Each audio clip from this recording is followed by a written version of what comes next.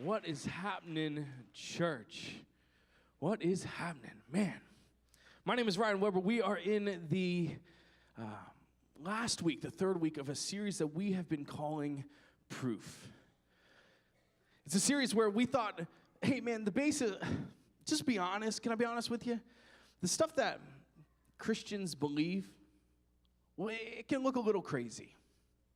It just can, especially to the outside world. So we thought it might be helpful to have a series where we would just kind of pull back the veil on Christianity, kind of give a little bit more of the why we believe what we believe, not so much just the what. And it's been a great couple of weeks. I hope you have gotten to see every single one of them, because honestly, each week has built on the next. And so if you haven't, go to thejourneyfamily.com or thejourneyfl.info. There's a lot of journeys and FLs in those words. Man, get online, watch them, because they're just stellar. They're just awesome. And see, some of us, probably most of us, grew up in some sort of faith tradition. So grew up somewhere where faith was given to you in some sort of way. Maybe if it was something just as simple as you were, your parents said grace at the dinner table, or you were small and your parents kind of paid for your housing and your food and your clothes. And so when they said you have to go to the church, the synagogue, or the temple, you just had to go because you didn't have a choice. But then you grew up. And you sort of grew out of the faith that you would have. There was this discrepancy, this tension between what you had learned as a child and then what you were experiencing as an adult. And you had questions. You had real questions that you wanted answers to. And so we thought that it might be helpful to have a series where we attempted to answer those questions, big ones. Like if you were starting over in your faith or you were starting for the very first time, you'd have questions like, can I believe in God? Can I trust the Bible? And today, and hopefully not to disappoint you, today is going to be, man, why Christianity? Why Christianity? Man, thanks, Internet. We get pretty much any religion we could ever imagine all over the place. But out of all of those faith traditions, why Christianity? Now, one of the things that I don't think you and I think about, because we're married or we're busy with our kids, or we're trying to get busy getting married and have kids, whatever it is, we don't think about the fact that the story of faith has a starting point. That the story of faith has a starting point. Doesn't matter whether it's a major religion, a major faith tradition, or if it's an offshoot of one of the other ones. They all have a starting point, and there's a story behind that starting point. But if we're just being honest, and it's okay to admit this, for the most part, we don't really care about that. When it comes to our faith, and when it comes to our faith in God, it's not so much about the founder, it's not so much about the fathers of our faith or something along those lines. No, it's more along the lines of like, today is Thursday. I've been praying for a date since Monday. Where are you at, God? Right? I got a test tomorrow. I studied. Okay, I studied a little bit. I probably should have studied a little bit more. But God, can you bargain with God? It's one of those, God, where are you and what can you do for me now? Now, one of the things that you may not know about faith traditions, and maybe you've heard this before, or you've never heard this before, or this is your first time in a church, and so this is all new to you. But did you know that all of the three largest faith traditions, all three of them, claim the same starting point? Did you know that? It's true. That Judaism, Islam, and Christianity all claim the same starting point. They all believe, they all believe in one single God. They sort of call him God. It's under a couple different names, but essentially God. And that God created the heavens and the earth. And then he went on to create the first man named Adam. All three believe that. The Prophet Muhammad would say, hey, listen, Adam was the very first Muslim. He was also the very first prophet. Now, Jews and Christians believe in Adam and the story of Adam found in Genesis, but kind of for different reasons.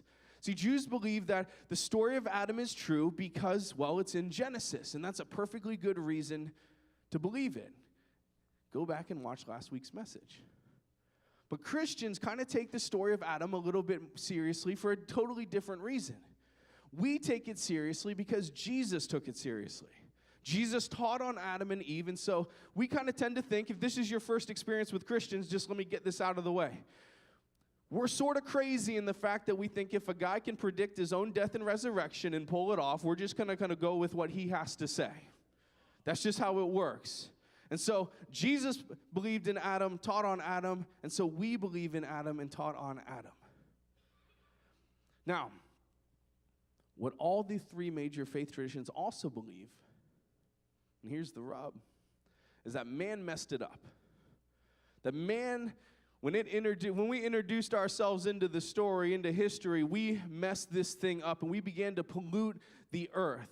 And we believe that God waded into the mess of this world at a single point, at a single man.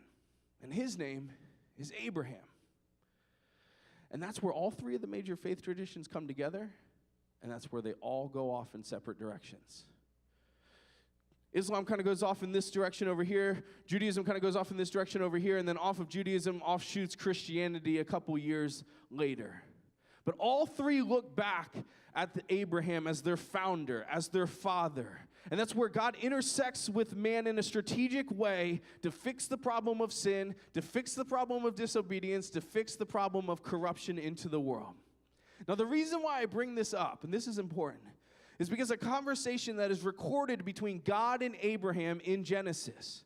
And see, regardless of what you believe, regardless of where you stand in your faith, it talks about a tension. It touches on this tension that you and I have all had, whether we admit it or not. This tension of, if there is a God, how we doing? How we doing? Where do we stand with God? Does God hear our prayers? Does God actually care about us? Am I ever going to have knowledge about God? Where do I stand? Am I ever going to have peace? Am I ever going to have security in where I go after I die? How do I know where I stand with God? And in this little conversation, there's this one statement that is so perplexing. It is so powerful. And I just want to present it to you and let you wrestle with it a little bit as I have wrestled with it, as you kind of think about your faith, think about why Christianity, think about maybe starting over in your faith or starting your faith for the very first time. And so because of this story of Abraham, Abraham no longer is now just this cool story in history about being a founding father of Christianity, Islam, and Judaism. No, now there is a Abraham and you aspect. There's a personal aspect that I want to talk about today. And in order to get there, I want to tell a modern day story about something that happened about a year ago that represents the dilemma that God saw when he looked down to Abraham and the mess that us humans had got ourselves into. So about a year ago, I'm at the house, and you ever tried to work on technology? You ever succeeded in working on technology? Yeah, exactly. And so, man, I can do bad all by myself. And so I decided to wage war against my wife's computer. And I had chosen the front office as kind of the battleground against Cyberdyne Systems and my computer taking over my network. And so I did it for two reasons, though. One, it had the biggest table. And so I could make the biggest mess and spread out all my tools and just destroy this computer and everything a part of it. But also, secondly, and just possibly as important, it wasn't the room that my then 4-year-old son Benjamin was in. Because my son Benjamin is a tinkerer, just like his dad. And again, I can do bad all by myself, and so I divided him off into the other room. And I'm deep into working on trying to have to buy my wife a new computer, because that's basically what's going to happen. I have destroyed this computer, and out of the other room where my son Benjamin is, I hear a sound that sounds like this.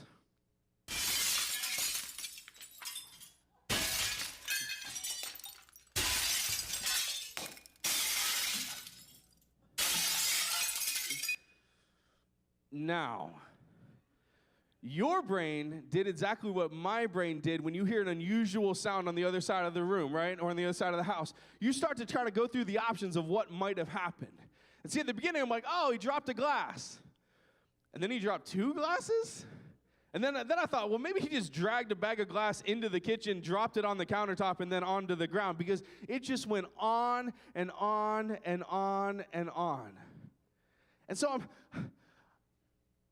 if you do what I do when you're a parent and you got kids, you wait for the cry.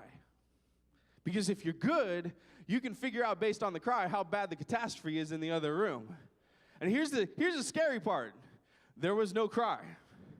So now the 20, 25 feet from the front office to the kitchen are now being traversed by me very quickly, and I don't do anything all that quickly, and I'm getting down the hall, and I'm starting to run through a different set of options, not about what happened, but how am I going to explain this to my wife that something this catastrophic has happened in our kitchen.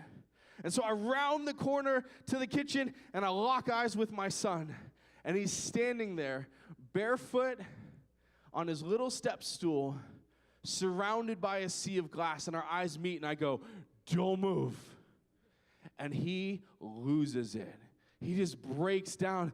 Papa, I'm so sorry. Papa, I'm so sorry, Papa, I didn't mean to. Papa, I'm so sorry. And I look around and I kind of survey the cabinets, and I realize that one of the middle shelves had popped off the little brass things that kind of in the middle, and then had fallen onto the next shelf, that had fallen onto the next shelf, and then onto the countertop, and then onto the floor, and had surrounded my son, my 4-year-old son, in a sea of glass. And there's little bits of blood that are coming off of his legs, and he's just losing his mind.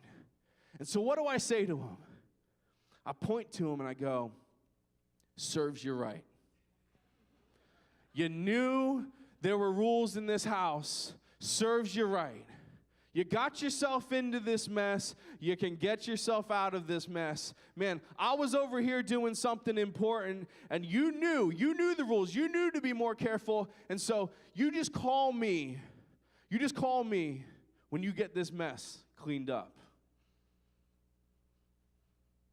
What? Never. But here's the thing, and I'll move on. Don't miss this. Some of you believe that's what God is like. That he stares down into your life, into this sea of glass, this mess of your own making, this mess of disobedience, this mess of sin, and says, "Well, there you go. There you go. You knew the rules. I gave you the rules. You should have done better. You should have known better. You call me when you got this mess cleaned up. I'm going to be over here doing me.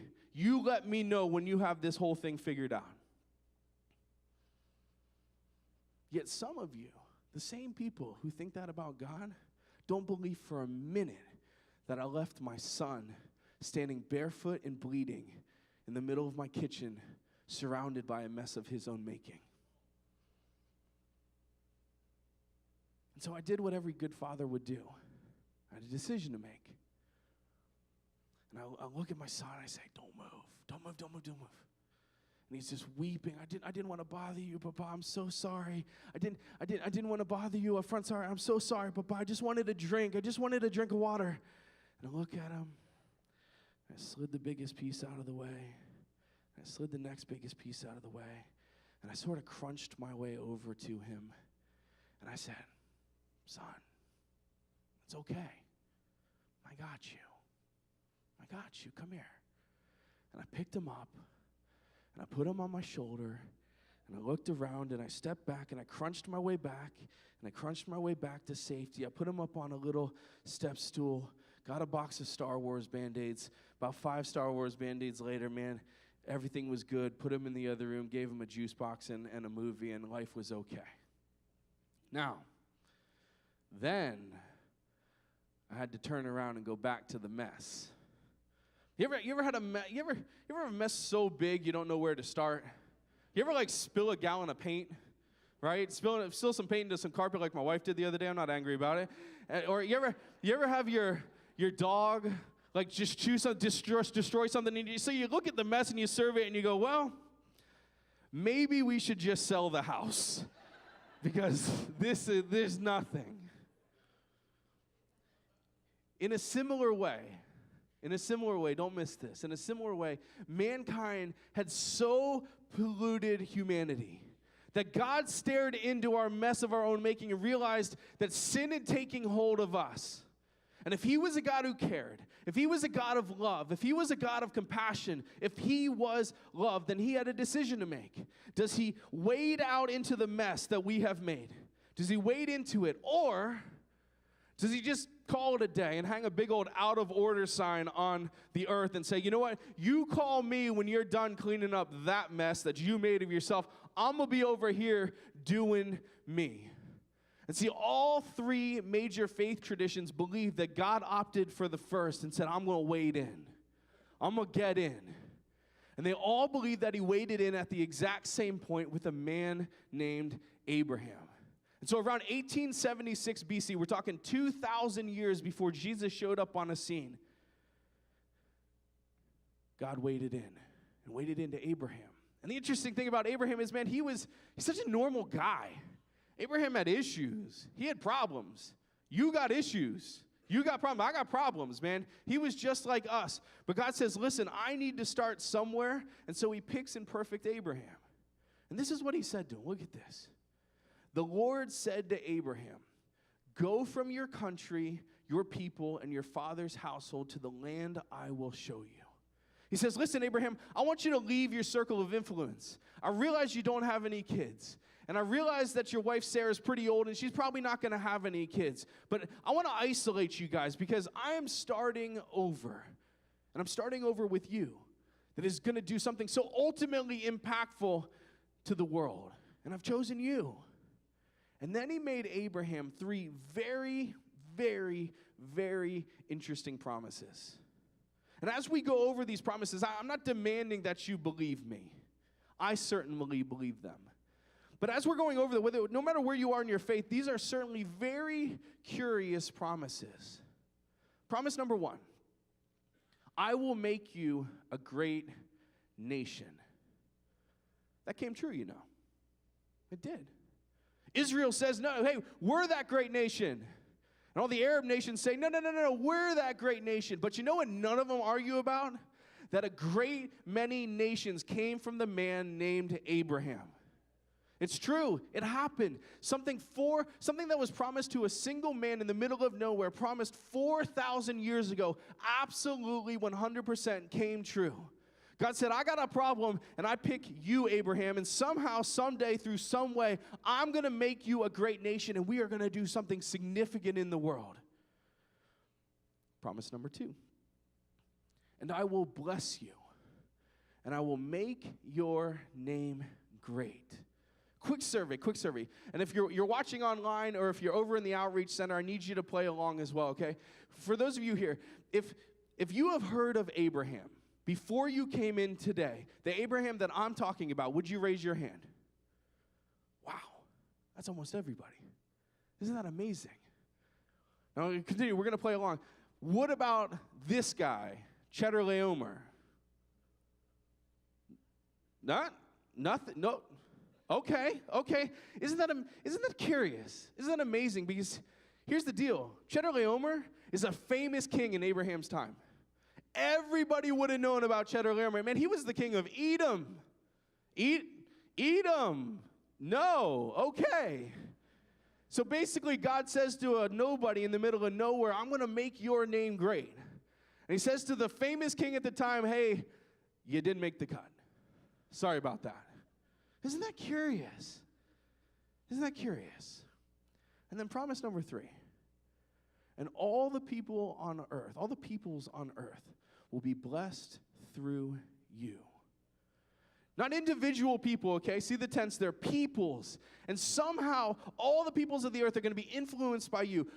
They're all going to be better off because of you. And the Muslims would say, yeah, look at the world. We're making it a better place. They're better off because of us. And the Jews would say, no, it's not them. It's us that he's talking about. Look at the things that we have done, what we have brought to society.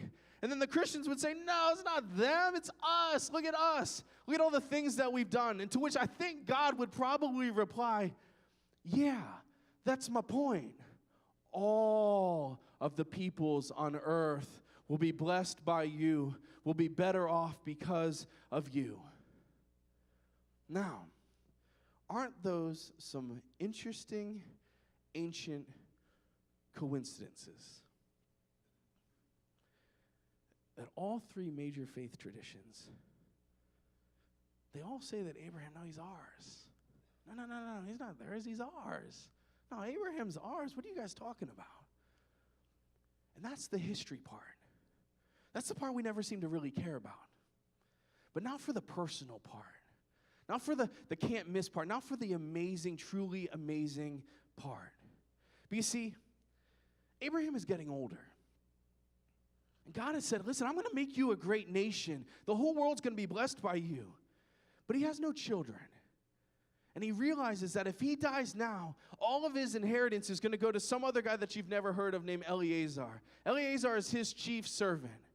And Abraham says, listen, God, I know you promised me that you're going to make me a great nation. I don't even know what a great nation is, but it sounds really big, and it sounds like it's going to take a while. You might want to get on that, okay? And you isolated me out, but you say that everybody's going to know my name, and I'm counting, about 12 people know my name right now, God. That's not the whole world, if you know what I'm saying. And on top of that, God, listen, I don't even have a son. You say that my heirs are going to bless and there's going to be a great nation. I'm not even blessed yet, God. I don't even have an heir. What are you doing? And so he's praying out to God. Abraham's praying out to God in desperation, the same way that you and I do all the time. He's confused. He doesn't understand what's going on. He thought he was following God and thought he was doing what he was supposed to be doing. And he prays out in desperation. And the writer of Genesis tells us about this interaction. Check this out. It says, then the word of the Lord came to him.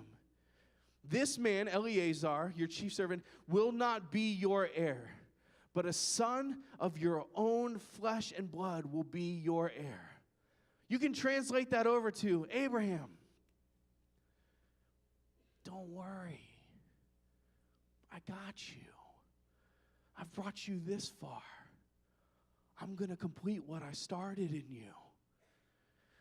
And then he took him outside. This is so cool. Look up at the sky and count the stars, God says to Abraham. This is so cool. See, for you and I, man, when I go outside and, God tells me to count the stars, man, I grew up in a major city. And so, I look up at the stars and I'm like, all right, God, I got 5. That one's got red blinking lights. Pretty sure that's a jet, maybe a UFO. I got 4. All right, well, that one I'm pretty sure is Venus. Read about that one in the news, so... Well, I got 3, God. I got 3 stars. I can count them, not really that big a deal. But think about Abraham in this Middle Eastern just vastness from horizon to horizon, just white with stars. And God says, listen, count them if you can, knowing he couldn't. That's what your heirs are going to look like.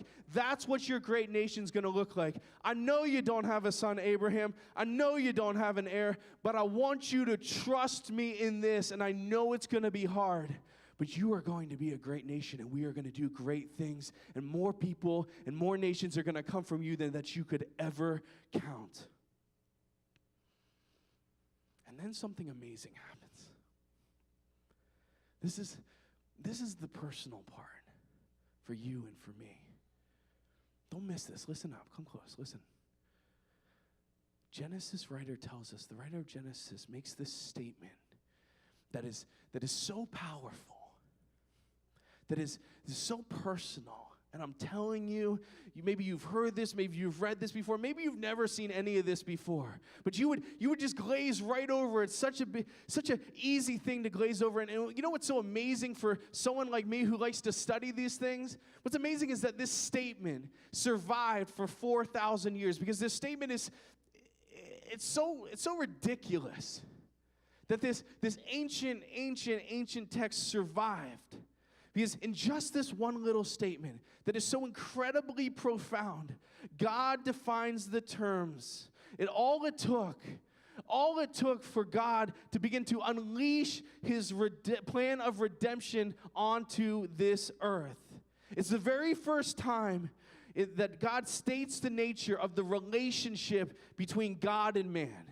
Because you and I were all wondering, how can somebody so finite like me, so small like me, have a relationship? How can I interact with an infinite and almighty God? Is that even possible? And if it is, what does that even look like? And the next statement, in that little statement, God defines the terms of the relationship between God and man, and he splits the major faith traditions when he does it. And it's a question that you've asked a million times, that's been asked a million of times. Can I know where I stand with God? I used to think that I knew.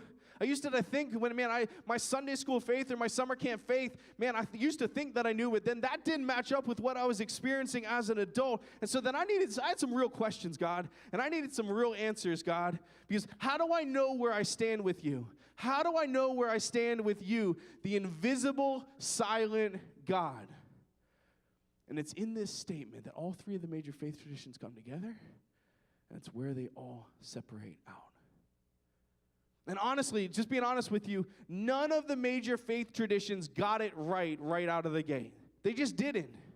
Because it's so unbelievable, and it's so unbelievably simple. It's almost like it's too good to be true. You see, before the 10 Commandments, before the law of Moses, 2,600 years before Islam came on the scene, 2,000 years before Jesus showed up, before any of the major faith traditions were there was this. Abraham believed the Lord, and he credited it to him as righteousness. Abraham believed the Lord, and he credited it to him as righteousness. Abraham believed the Lord, said, listen, I know you don't have any children, but you want your descendants to be plentiful? And Abraham was like, yeah. Then you got to believe me, and you got to trust me. And so Abraham looks up and he goes,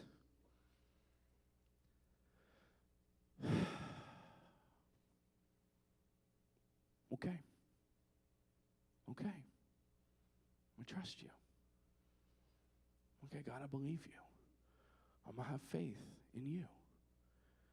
And in that moment, in that solitary expression of faith, God reckoned Abraham a righteous standing with him. God said, I'm going to give you right standing with me, Abraham. That thing you did, Abraham, it's gone. I don't even see it anymore. That lie you told about your wife, that little incident we had down in Egypt, it's gone. I'm not going to hold it against you anymore. You have right standing with me. Ryan, that thing that you do, that thing that you say that you hate, that nobody really notices, but you notice, it's gone, Ryan. You're good. Kara, that thing that you've done, that, man, you just regret way back when. Brandon, that thing that you've done, it's gone. Jimmy, that thing that you say that you hate, then you do, and you whatever, it's gone. You put your trust in me. You put your belief in me. I accept you because of that. You have right standing with me. Trusting in God resulted in right standing with God. And it's the first implication that a human, something so finite like you and me, can have that right standing. And how did it happen? It happened with belief. It happened with trust. And it happened with faith. And I don't want to be critical of the religions here. But we didn't get it right. None of us did. None of us did. See, the Jews would say, no, you want to have right standing with God? You got to be Jewish. You want to have right standing with God? No. Jesus came on the scene and like, no. We don't need you, Jesus. We're the sons and daughters of Abraham. You want to be good? You got to be with us. Oh, you non-Jews? Hey, man, you got to marry into the family. We'll kind of graft you in. And once you're Jewish, you're good, you're approved, you're set. And then somewhere around 600 AD, the prophet Muhammad said, yeah, you got to believe in God, but just as importantly, you got to do a couple other things. One, you have to believe in the prophets, me, and then on top of that, hey, listen, at the end of your life, this is where things get a little crazy. You're going to stand before Allah, and there's going to be a stack of all the good things that you've done, and there's going to be a stack of all the bad things that you've done. And you better hope on hope that the good things outweigh the bad things. You don't really have any way to know until you get there, and so you better hope you have done enough. And then the Christians came along, and about 30 minutes after Jesus died, they started arguing about this thing too. They said, listen, I think it's Jesus plus the law of Moses. And then a whole other Christian faction came along and said, no. We can't even talk about the law of Moses. We don't even know the law of Moses. And I hear there's like 617 rules, and I can't follow all those rules. And then a whole other Christianity set came along and said, listen, I think it's just about belief. To where the other Christians were like, no, that's too simple. And for hundreds of years, all the way through the Reformation, Christians got this wrong. They were split over the issue of how do we know when we've done enough? How do we know when we've believed enough? How do we know when we've said enough? How do we know when God says we are good? How do we know when God says we are approved? Is it birth? Is it where you're born? Is it behavior? Is it your works, the things that you've done? Is it your belief? Maybe some combination of all three? When 4,000 years ago, before any of them, before any of the organized religions, God revealed to Abraham the secret. And it's almost impossible to comprehend. It's almost impossible to understand that the Most High God would make the standard so simple. That the Most High God would put the bottom rung on the ladder so low for you and I to step onto it. It's almost like it's too good to be true. That the Most High God saw us all standing in our sea of glass, a mess of our own making, in our own disobedience, in our own sin, and he decided to wade out into the world. And he says, you know how you're good with me? You know what the formula is? It's because I love you and I have compassion for you that I'm going to make it this simple. It's because I am love, and I so desperately want to spend eternity with you in heaven. It's not who you're related to. It's not your works or your behavior, and thank goodness for that, because I don't know about you, but if you were to stack up my bad against my good, this side would be, well, it wouldn't be tall, it'd be through the roof, and this side would not probably even reach my top of my head of 6 feet, because there is no way that I would live up to the standard of God, and boy, I sure hope it's not that, because God says, no, it's so much more simple than that. It's belief, and it's trust, and it's faith. Sounds an awful lot like a sermon series called Proof. Week 1, do you believe in God? Week 2, do you trust him? Do you trust that his word in the Bible is true? That he is who he says he is, and he's going to do what he said he's going to do? And then in week 3, it's about faith. Why Christianity? God says, listen, if you will trust me, if you will do what Abraham did, simply say, God, I know it's hard to believe. I know it's almost impossible to believe, God, but I am going to trust that you are who you say you are, and you're going to do what you said you're going to do. Man, guys, we have tried to mess this up. We have tried to mess this up, and we have tried to miss this so many times, guys, that I don't want you to mess this up. I don't want you to miss it. You see, I believe God made it so simple. And I also believe that he made it so clear. And it's that clarity that really separates Christianity from the rest. You see, 2,000 years later, after God waded into the mess at Abraham, he brought those promises full circle when he sent his son Jesus down to earth to die on a cross so that you don't have to. God said in this incredible conversation, this little statement with Abraham, because you believed in me, because you trusted me, because you have faith in me, you are good. And then in the same way, the exact same way, don't miss this, he said to humanity, because you believe in my son, so we're standing in our own sea of glass, but because you believe in my son, because you trust he is who he said he is, because you have faith, because you follow him and put it in him, you are good. You have right standing with me. All those other things that you did, that sea of glass that you're standing in, it's gone. I got you covered. I got the mess. God says, it's not what you've done. I hope you've done enough. No. God says, listen, the Spirit of God gives you life. The flesh, the things, the works, it counts for nothing. John chapter 6. Jesus said, I am the way, the truth, and the life. No one comes to the Father but through me. John chapter 14. He's saying there is a relationship that can be built on belief, a relationship that can be built on trust, a relationship that is built on faith. And you want to get that? You got to go through Jesus. There is one God. All the major faith traditions all believe that there is one single God. But Christianity says that there is one mediator between God and man, and that is Christ Jesus, 1 Timothy 2. And when we believe that, friends, we are set free from this world because our eternity is secured by the only one who can secure it. John chapter 8. Jesus said, don't overcomplicate it. Don't mess it up. Don't miss this. It started with a relationship built on belief, trust, and faith with Abraham, and it came full circle with a relationship built on belief, trust, and faith in Jesus. And there is nothing else quite like it on earth. That's why Christianity. So as we stand to our feet, we're going to finish with a song here, and here's how this is going to go.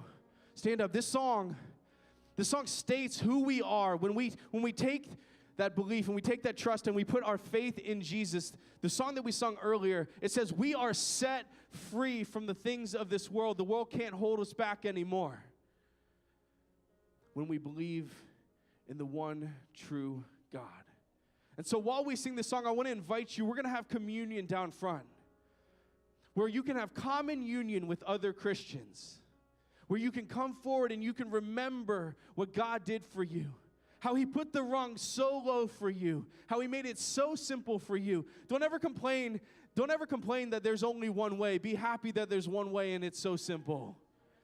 And so as we sing this song, come forward and have communion and do it in remembrance of him, the one that sacrificed his life for you to die on a cross so that you could spend eternity with your Father in heaven. The front is open.